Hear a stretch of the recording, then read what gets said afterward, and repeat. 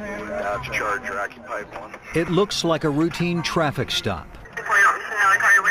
It was 4 years ago, with Christmas music playing in the background, white Bellefontaine Neighbors cops on a traffic stop of a black woman driving a rental car.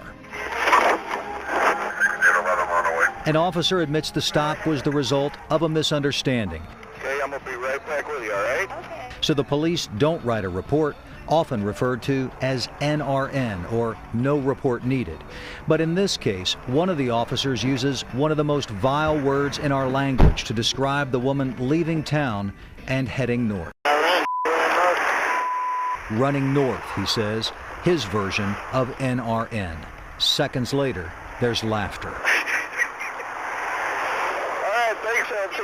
Those videos speak to not just a pattern, but a culture that exists in the Bellefontaine Police Department that has existed for a very long time. Reverend Philip Duvall has filed 2 complaints to the U.S. Department of Justice about policing practices in Bellefontaine Neighbors.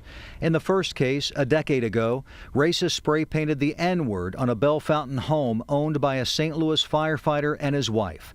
A cross was put on the property with flammable liquid next to it. The firefighter says police didn't treat the cases seriously. Following those incidents, the firefighter was arrested, but he said Bellefontaine police officer Jeremy Eiler wouldn't say why he was arrested until they were at the police department.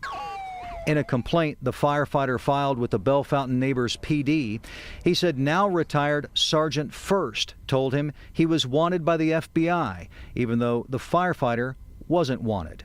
The firefighter said Sergeant First claimed the arrest was a joke, and that First later tried to talk the firefighter out of writing a complaint. Jeremy Eiler is the current interim police chief of Bellefontaine Neighbors, the heir apparent to the top job and a 20-year veteran of the department. Eiler says he was not disciplined for his role in the incident, even though the firefighter said Eiler initially refused to tell him why he was arrested and said Eiler was the one who booked him. That department lacks all credibility when it comes to the public. With Reverend Duvall's help, the firefighter filed a complaint with the DOJ. They didn't prosecute, but 2 months after that false arrest, Police Chief Robert Pruitt wrote a memo admitting that often officers are not taking residents' complaints as serious matters. He added that residents claim that officers are trying to persuade or talk residents out of making a police report, and that things needed to change. A year before Chief Pruitt wrote that, while the DOJ was still looking at the firefighter's case, Bellefontaine Neighbors, an all-white police department at the time, hired Joe St. Clair as a cop. Well, I think it's unfair to the community. We met St. Clair several months ago, about a year after he resigned. He says the predatory policing of the department is what finally drove him out. During the last 2 fiscal years, traffic cases in Bellefontaine Neighbors increased 130%, by far the biggest increase in St. Louis County. Once again, the police department is all white. The city is 70% black. I think it's sad.